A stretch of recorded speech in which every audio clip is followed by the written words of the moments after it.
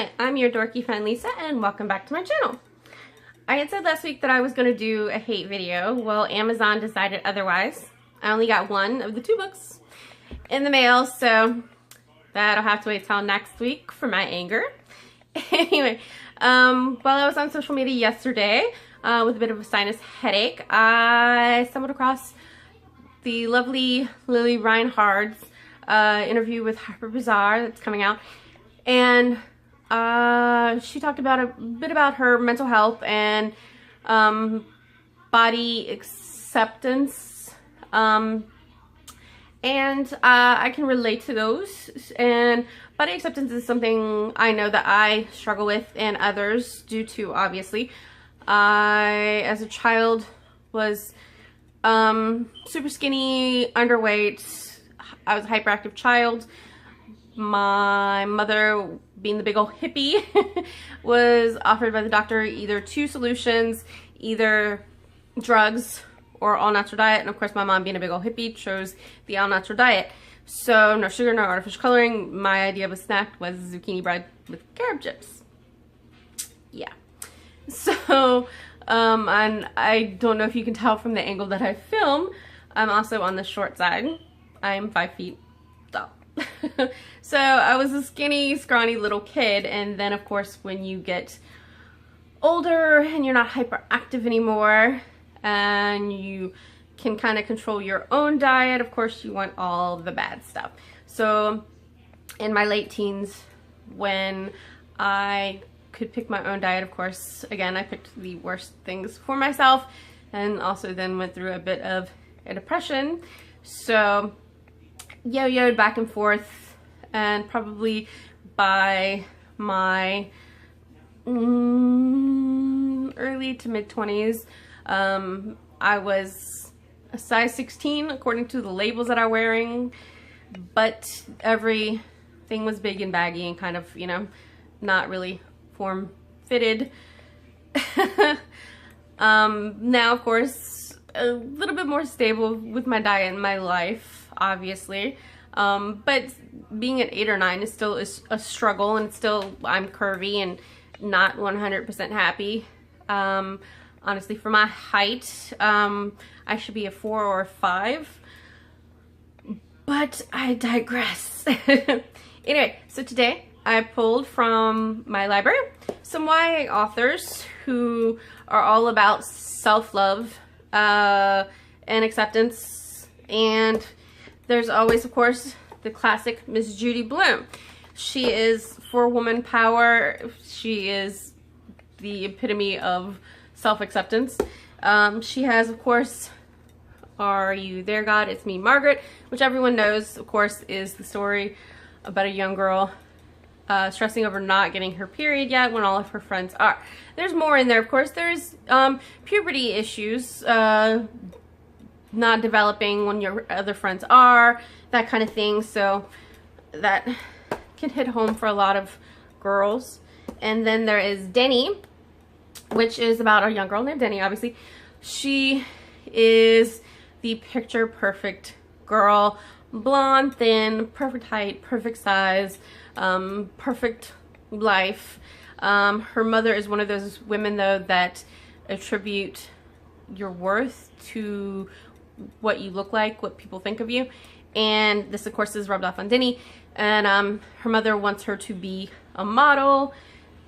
She goes to a modeling agency, and then they get comments about her posture. She ends up going to the doctor and finding out that she has a form of childhood scoliosis, which of course can be corrected by a brace, but this is traumatizing for her mother and her because you have to be perfect. And so she, of course, learns acceptance.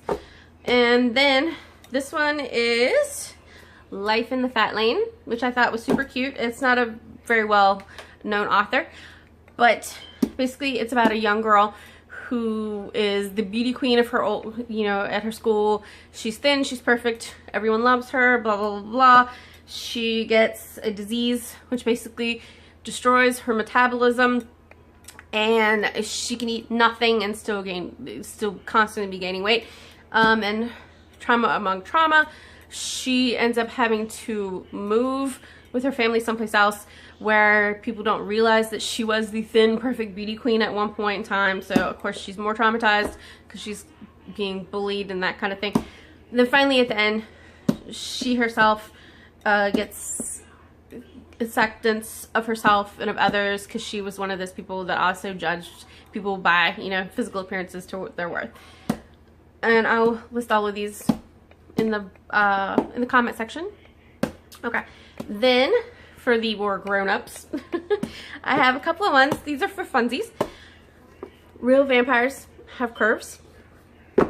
It's basically Bridget Jones meets vampires. It's silly. It's not that well written, but it's entertaining. It's funny. Not very historically accurate though, because technically she was turned like 400 years ago, and 400 years ago a girl with some extra weight would have been considered attractive. But she has guys fighting over her. It's great. And then of course my literary porn, and she suffers from my big issue, heights. This is Laurel K. Hamilton, the Anita Blake Vampire Hunter Series. Anita is very short and petite, and a bit, others kind of like to mention that a lot, but she ends up being the total sex symbol, and yeah, so it's great. Literary porn, people. Then we don't always think of the guys having this issue, because I've dated guys of all sizes.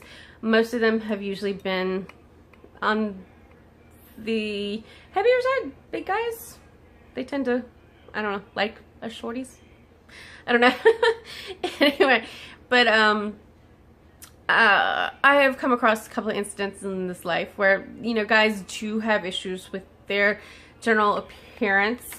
I had one incident where a young gay friend of mine, he was a bit of a twink, and his boyfriend was a twink obviously, but he would have been, which is not a very nice term, he was skinny fat, which means basically he would, for a straight guy, be thin, fit, good size, but for a gay guy, he was not thin enough, so he ended up developing an eating disorder. And then another situation was a boyfriend of mine. He had a roommate who was very tall and thin, and he was so subconscious about it. He would eat 3 full meals a day, and then those shakes that you use as meal supplements when you're trying to lose weight, he would drink those with the meals. So basically he was consuming the calories of 2 meals, because he was just so unhappy with being that thin.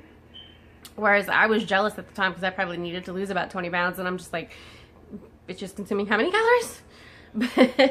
But I digress. So that leads me into one of my favorite people on the planet, and who I think is perfectly lovely at the size he is, and at whatever size, which is ShaneDawson's book of essays, which is I Hate My Selfie and It Gets Worse.